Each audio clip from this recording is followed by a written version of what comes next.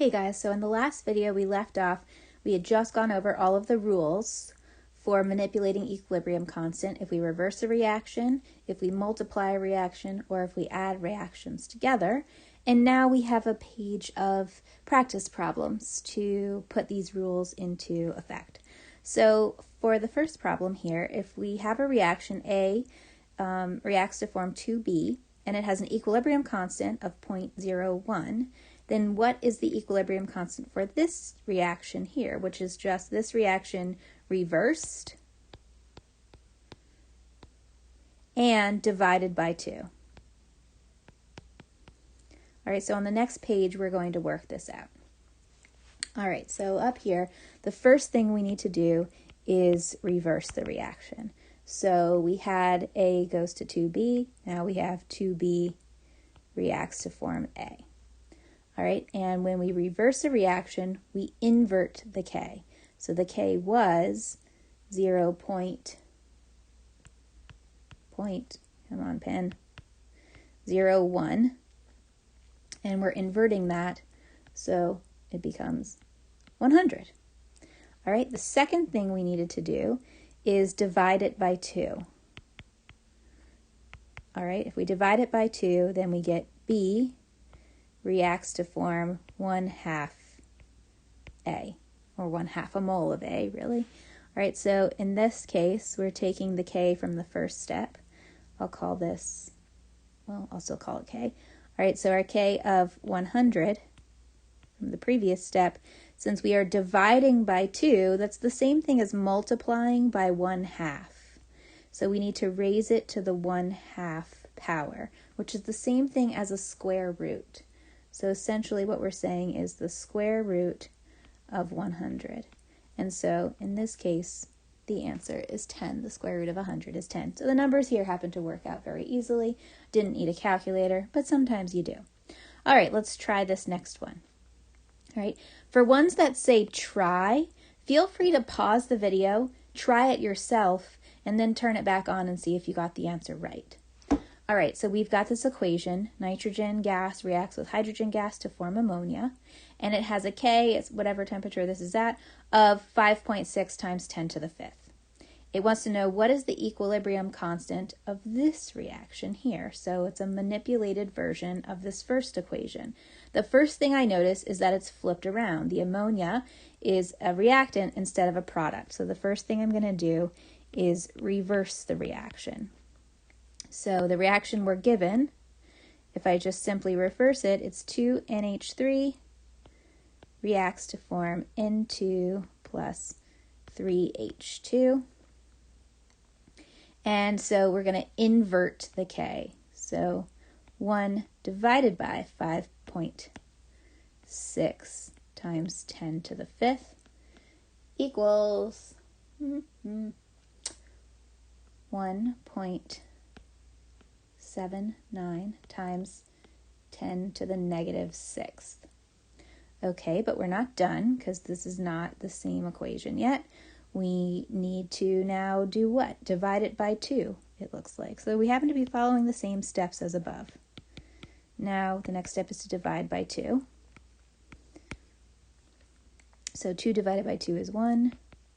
So we get 1NH3 reacts to form 1/2 a mole of N2 plus 3/2 moles of H2.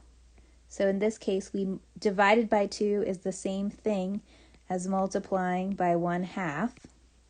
And since whenever we multiply, we have to raise to that power. So we just take that K from the previous equation, 1.79 times 10 to the negative 6th. And we raise it to the 1/2 power, which is the same thing as taking the square root. All right, so another way we can write this is taking the square root of 1.79 times 10 to the negative 6th, and that equals 1.34 times 10 to the negative 3. Again, K does not have any units. It's always just a number. All right, here's another practice problem that's sort of different. It says predict the equilibrium constant for the first reaction. So we're given 3 reactions. All right, and we need to kind of figure out how they are related.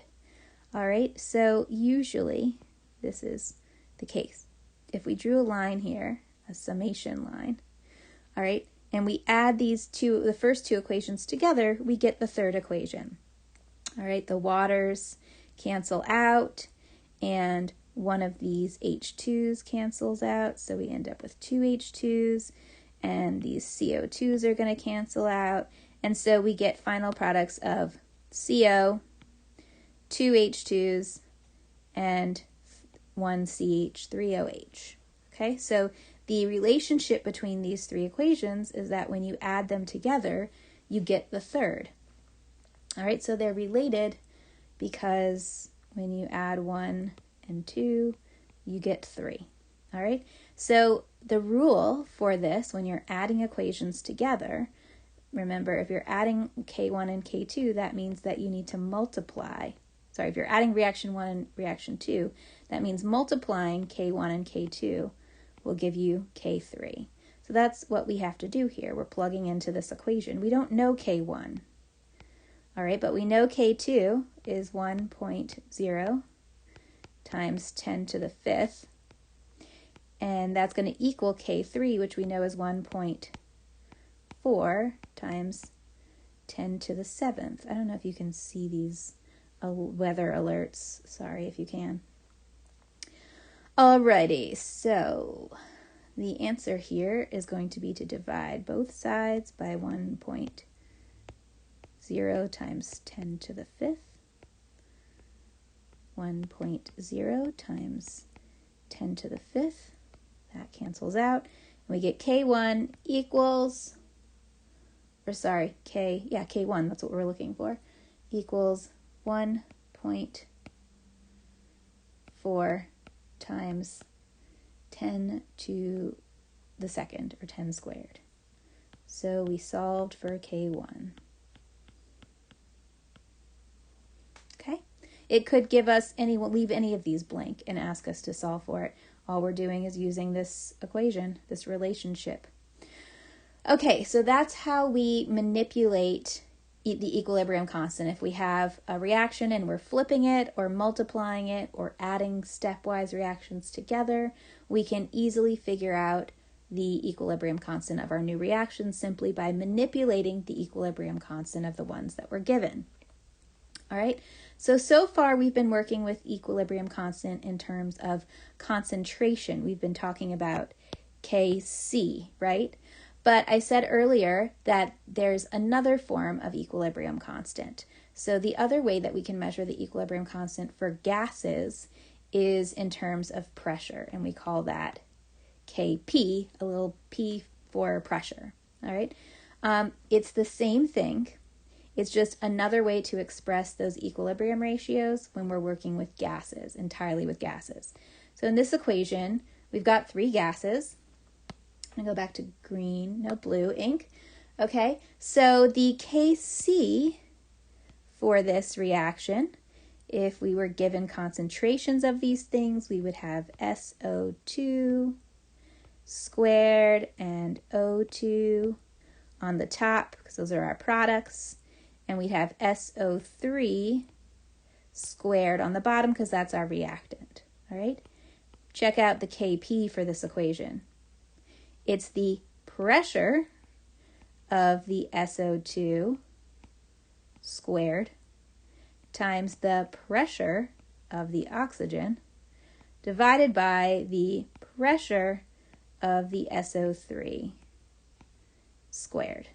All right, so they're the same exact setup, except one is dealing with concentration and the other is dealing with pressure. All right, the setup is the same. The value of Kc and Kp, though, will be different. So they're not the same number, but they are the same setup. So let's look at this. All right, so there's my little note. Same setup, different values. Kc does not equal Kp. So there is a relationship between the two, and there is a formula that we can use to convert the equilibrium constant in terms of concentration to the equilibrium constant in terms of pressure. And it looks like this. Kp equals Kc times RT to the power of n. All right. In other words, it comes from the ideal gas law. You'll see similar features to the ideal gas law. All right, where R is the ideal gas constant of 0.0821 liter atmospheres per mole K, and T is temperature. In what unit do you think? Hopefully you said Kelvin. All right. In this case, just to point out all the confusion of the lack of enough variables, I suppose, in chemistry, K in this equation represents temperature in Kelvin, but it also represents the equilibrium constant in terms of concentration and the equilibrium constant in terms of pressure. I'm so sorry for the repeated use of K. I did not invent this. All right, and then delta N, that's what that exponent is. Delta N is the change in moles of gas. All right, over the course of the equation. So in other words, moles of gas in the product minus moles of gas in the reactant. That would be the change. Change is always final minus initial, product minus reactant. Alrighty, so let's just practice calculating delta N, this change in number of moles. So for each of the following reactions. All right, so first thing we need to do, remember, it's moles of gas. So the first thing we want to do is find all the gases. All right, this is a solid, so we don't care about that. This is a gas. This is a solid. We don't care about that. That's a gas. All right, so in the product side of the equation, we have 1 mole of gas, just 1 mole of O2, minus, on the reactant side, we have 2 moles of CO2. So 1 minus 2 equals -1. So that's our delta N. Our change in N is -1. The delta N can be negative or it can be positive. All right, the second one, B. This is a solid, we don't care. This is a gas, solid, gas. All right, so in this case, we've got 3 moles of product minus 3 moles of reactant, and the N equals 0. That can happen too. And then in this last problem, gas, gas, so we've got 3 moles of gas in the reactant, no moles of gas, 3 moles of gas in the product, no moles of gas in the reactant, so it's 3 minus 0. So in that case, there's an increase in 3. The amount of moles of gas increases 3-fold. All right, so question, for which of the above reactions here does Kc equal Kp? I didn't go over this rule, right? But if we look at this equation up here, all right, if this value of delta N, if delta N equals 0, all right, then RT to the 0 power is just 1. And so if delta N equals 0, then Kp will just equal Kc. All right, so this is an important rule to remember. It can save you from putting in all the numbers and doing the math, but even if you went and did all the math, you would figure it out. But this can shortcut you. Instead of having to do the formula for each of these 3 delta N's, we can simply answer this question based conceptually on the fact that anytime this exponent is 0, this whole feature will be equal to 1, so Kp will equal Kc. So for which of the above reactions does Kc equal Kp? It's the one that N equals 0, and that was B, because the change in N equaled 0. Okay? Alrighty, so here's one where it's giving us some number values. It gives us the Kp, and it wants us to find the Kc. So we definitely want to use that equation. Kp equals Kc times RT to the delta N. So let's see, we've got Kp. We're trying to find Kc. R is always a constant that we have. And T, it tells us here the temperature is 25 degrees Celsius. We want to add 273 and convert that to Kelvin. So that is 298 Kelvin.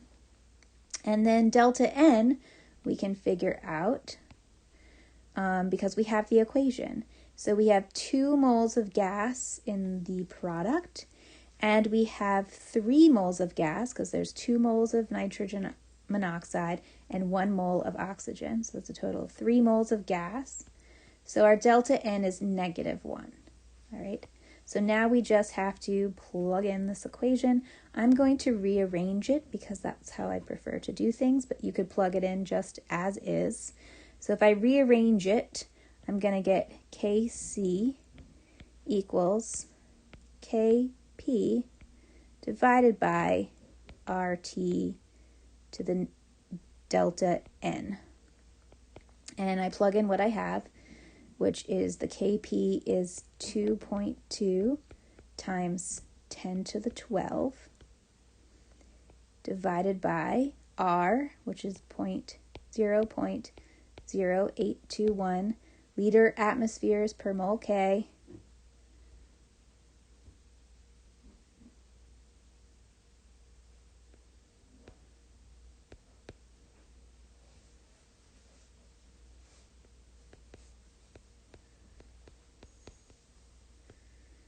times temperature, which is 298 K. All right, the K's cancel out. And we get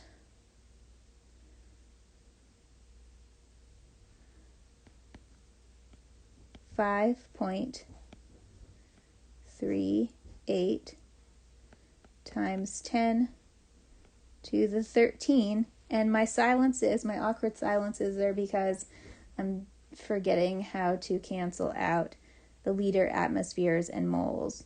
And I think it has to do with the atmospheres are the pressure units from Kp, and the moles per liter are the concentration units from Kc. It's just, even though they don't have units, they are based on concentration and pressure. So obviously this is a hole in my math derivation skills for you, so I can't remember at the moment how to cancel those out. But still, Kc has no units, so our answer still here has no units. Oh, and I forgot something in the math, didn't I? When I was busy distracted by all my units not canceling out. The delta N, I forgot to put that here. This whole thing, all right, this whole thing down here to the -1 power. All right, so basically you're moving it all up to the numerator. You're doing 2.2 times 10 to the 12 times 0.0821 times 298, and you should get 5.38 times 10 to the 13. I'm going to pause right here to remind you that it's a good idea if you need to pause the video and check that when you calculate the math in your calculator that you're getting the same answer as I am. Sometimes student error just comes from improper calculator use. They set up the problem correctly, but then don't type it in correctly. So a good way to check that you're using your calculator correctly is to do my math and make sure you get the same answer. And if you don't, and you think your answer is really right, then, of course, let me know because I'm human and I make lots of errors. All right, feel free to pause the video and try this one yourself. But in the meantime, I'm going to continue and work the problem, which is, I didn't even leave space to work this problem. Okay, so we're going to work it right here. This one, it's the same thing except that it gives us Kc and it asks us to find Kp. So we'll start by writing the equation that we're going to use. Kp equals Kc times RT to the delta N power. All right, we are given Kc. We're given Kc, we know R, we're given T again, 298 Kelvin. And delta N is just going to be 2 moles of product gas minus 1 plus 1, 2 moles of reactant gas. Oh, that is a delta N of 0. If there's a delta N of 0, Kp equals Kc. So we don't even have to do any more math in this problem. We can answer that Kp is equal to 6.2 times 10 squared. It's the same as Kc because that delta N, the change in moles of gas, is 0. Alrighty, so moving on, we've talked a lot about the equilibrium constant, K, and how we calculate it. All right, remember when we calculate K, the equilibrium constant, we're using the concentration or pressure of the products and reactants at equilibrium, all right, specifically at equilibrium. But we can make a ratio of products and reactants at any point in the reaction. And we can use that to determine whether or not we are at equilibrium. So we call this ratio the reaction quotient, or simply Q. All right, and so for some reaction, Q, it's the same setup as K. It's, products, so this should be, let's erase this. This should be C to the C power over, or times D to the D power over A to the A power times B to the little b power, okay? Or we could do it with pressure. Pressure of C to the C power times pressure of D to the D power over pressure of A to the A power times pressure of B to the B power, okay? The key is that these are concentrations and pressures that are not at equilibrium. All right, so the reaction is not at equilibrium. It is at some other point. It is on the way to equilibrium, perhaps, or maybe just at the start of the reaction. All right, so calculating Q, calculating this ratio, tells us how close we are to reaching equilibrium. All right, if Q equals K, if this ratio does equal the value of K, well, then we are at equilibrium because K is the ratio at equilibrium. So if we're given some values and we calculate this quotient, we calculate this ratio, and it turns out it equals K, then that means the reaction is at equilibrium. If we calculate this quotient, this ratio, and the Q is less than K, it's smaller than K, that means there's not quite enough product yet, right? So to increase Q, you need to increase product. So that means that the reaction is still moving forward, all right? Or towards the right, towards the product. If Q is greater than K, all right, that means that we have too much product, that the reaction needs to move in the reverse direction. So a Q that is less than K will move in this direction towards the reactant. If you can try to make a mnemonic for yourself. I don't have a great one. If you rearrange these, if you do K is greater than Q, then this arrow here is pointing in the direction the reaction's going to move. And if K is less than Q, then it's going to move in the reverse reaction to the left. So that can be helpful if you think of it in that orientation.